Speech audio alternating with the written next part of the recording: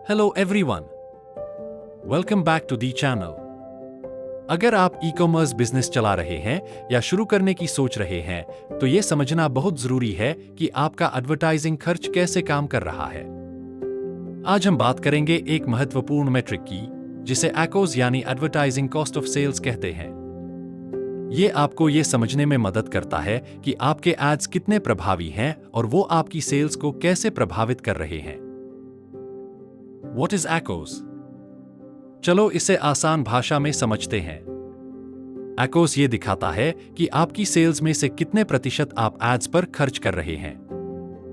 सीधे शब्दों में ये बताता है कि आप हर रुपए की रेवेन्यू के लिए कितने रुपए एड्स पर खर्च कर रहे हैं। उदाहरण के तौर पर, अगर आपने 500 रुपए एड्स पर खर्च किए और आपकी सेल्स 2000 रुपए की हुई, तो आपका ACOS 25% होगा। मतलब आपकी सेल्स रेवेन्यू का 25% एड्स पर जा रहा है। Why is ACOS important for e-commerce? अब सवाल यह है कि ACOS ई-कॉमर्स बिजनेसेस के लिए इतना महत्वपूर्ण क्यों है? इसका जवाब सीधा है। ये आपको बताता है कि आपके एड कैंपेन्स कितने प्रभावी हैं।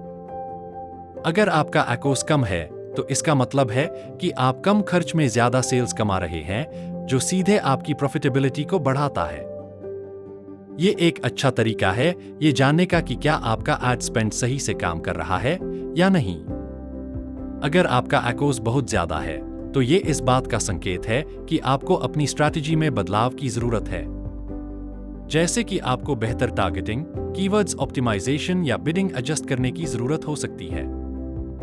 चलो एक रियल वर्ल्ड एग्जाम्पल से समझते हैं।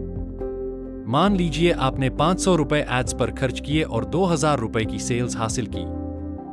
आपका ACOS 25% होगा।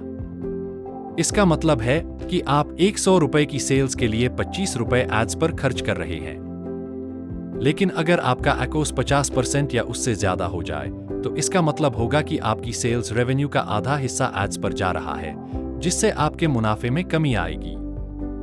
ACOS को समझकर आप ये जान सकते हैं कि आपका एड बजट कितनी प्रभावी तरीके से काम कर रहा है। Ideal ACOS and how to optimize. अब आप सोच रहे होंगे, आखिर सही ACOS क्या होता है?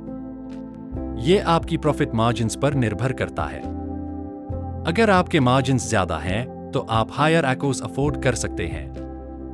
अगर आपके मार्जिन्स कम हैं, तो आपको लोअर ACOS की जरूरत होगी ताकि आपका मुनाफा मैक्सिमाइज हो सके। ACOS को ऑप्टिमाइज करने के लिए आप बेहतर एड टारगेटिंग, सही कीवर्ड्स का इस्तेमाल या बिड्स में एडजस्टमेंट्स कर सकते हैं।